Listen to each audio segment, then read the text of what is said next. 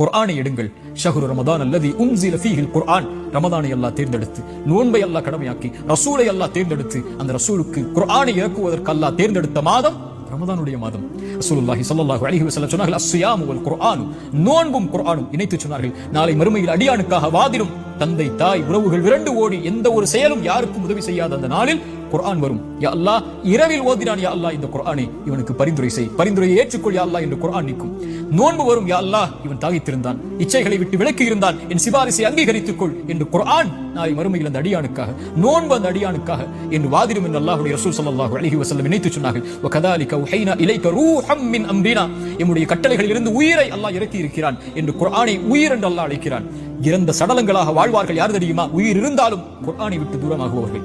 உயிரோடு வாழ்வார்கள் இந்த உலகத்திலும் மறுமையிலும். யார் அவர்கள்? குர்ஆனோடு தங்களுடைய உள்ளத்திற்கு உயிர் கொடுத்தவர்கள். ஒரு மனிதனுடைய மரணம் தீய மரணம் என்றால் குர்ஆன் இல்லாத மரணம் தான், குர்ஆன் உள்ளத்தில் இறங்காத மரணம் தான், நாவுகளால் குர்ஆனை மொழிவது இல்லாத பாக்கியம் இல்லாத மரணம் தான்.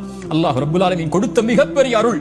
அவனுடைய வார்த்தைகளை, கலாமுல்லாஹ், அல்லாஹ்வுடைய படைப்பல்ல குர்ஆன், அல்லாஹ்வுடைய வார்த்தைகளை இந்த நாவுகள் உச்சரிப்பதற்கு அல்லாஹ் கொடுத்திருக்கக்கூடிய பாக்கியம் குர்ஆன்.